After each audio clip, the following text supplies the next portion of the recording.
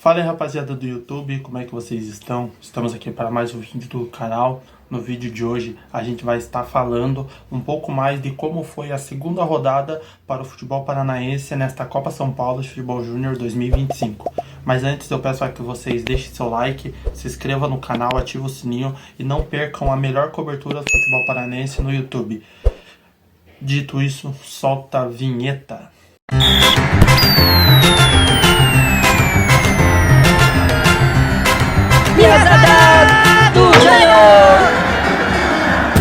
Bom, nesta segunda rodada da Copa São Paulo, eu considero que foi um resultado muito positivo para o futebol paranaense. Dos 5 jogos, foi 3 vitórias, um empate e apenas uma derrota. Um cenário bem positivo, na minha opinião. Começar falando pelo Azures. O Azures ele jogou contra Tunaluso na segunda-feira, às 3h15. Foi um jogo assim, onde no primeiro tempo a Tunaluso foi melhor que o Azures, jogou mais, criou mais chances no primeiro tempo. O Azures até começou bem ali, teve 2 chances ali no comecinho do jogo, mas a partir dos 10 minutos até o final do primeiro tempo, o Tunaluso foi melhor em campo, jogou mais, tanto que aos 18 minutos do primeiro tempo o Tunaluso abre o placar e continua criando chances.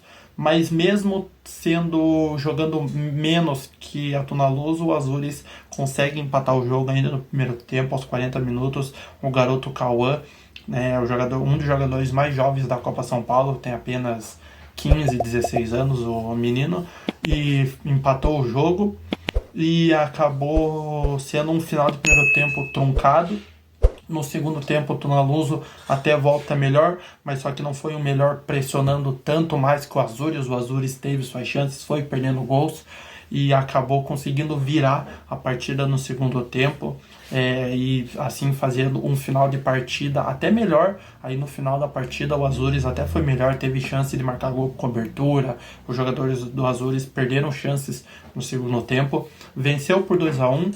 O Azures chega a 4 pontos nesta Copa São Paulo e consegue chegar muito vivo. O Azures chega muito vivo para esta última rodada da Copa São Paulo, ali brigando vivíssimo pela classificação, bem encaminhado, encaminhando uma classificação, né? E veio torcer para o Azures classificar. O Operário, ele jogou contra o Santa Cruz na segunda-feira, no mesmo horário, 3h15, e acabou fazendo um jogo difícil contra o Santa Cruz. Santa Cruz começou melhor na partida, até abriu o placar e foi melhor na partida e acabou conseguindo, mas o Operário conseguiu se manter vivo, mesmo perdendo o jogo, se manteve vivo, chegou a empatar, empatou o jogo. O Operário empata o jogo, e depois consegue no segundo tempo empatar e virar o jogo. Empata e vira o jogo no segundo tempo, né? E acaba fechando bem a partida, venceu por 2-1 de virada, classificou para a próxima fase da Copa São Paulo. Tá muito bem o Operário classificado com uma rodada de antecedência. E o que deu para perceber foi um jogo que o Operário conseguiu se manter vivo muito por conta da parte física, porque o Santa Cruz começou em uma alta intensidade, começou melhor que o Operário, só que a parte física do Operário começou a sobrar, principalmente no segundo tempo, e o Operário venceu por 2-1 de virada, saindo com a classificação. O Coxa jogou contra o Dom Bosco, às 3h15 de segunda-feira. Jogou contra o Dom Bosco às 3h15, segunda-feira também. Empatou em 0-0, foi o único empate dos times paranaenses na rodada, foi o jogo do Coxa.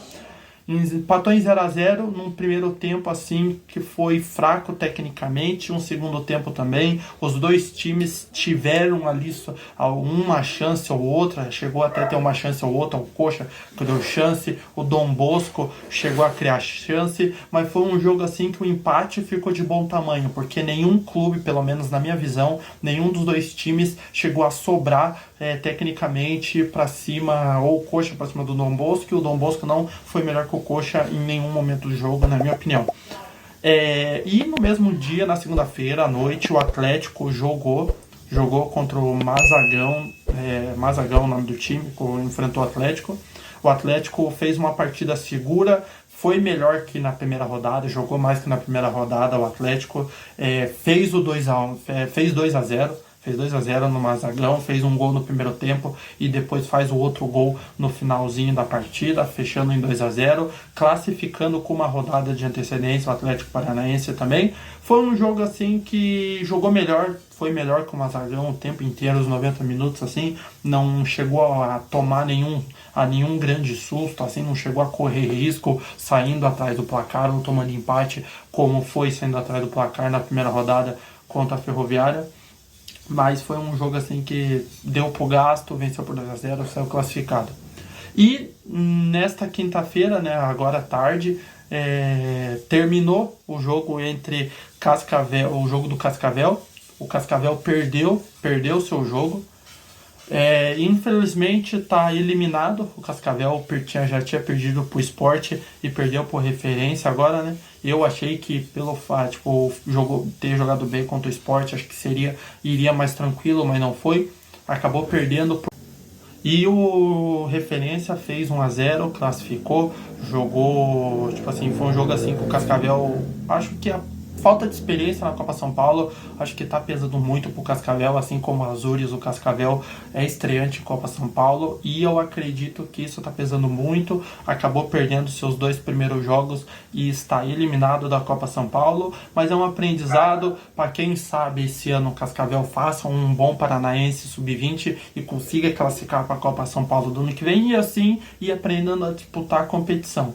Mas parabéns para os meninos do Cascavel, jogaram bem contra o Sport em alguns momentos. Hoje ainda tentaram, se esforçaram quando não dava na técnica, eles se esforçavam para tentar conseguir empatar e virar o jogo, mas não deu, foi eliminado. A primeira eliminação de time paranaense nessa Copa São Paulo foi o Cascavel na fase de grupos.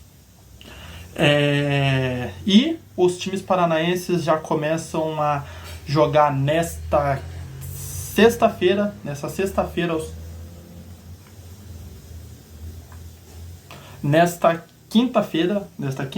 os times paranaenses começam a jogar nesta Copa São Paulo. Quinta-feira começa a última rodada da fase de grupos para os times paranaenses.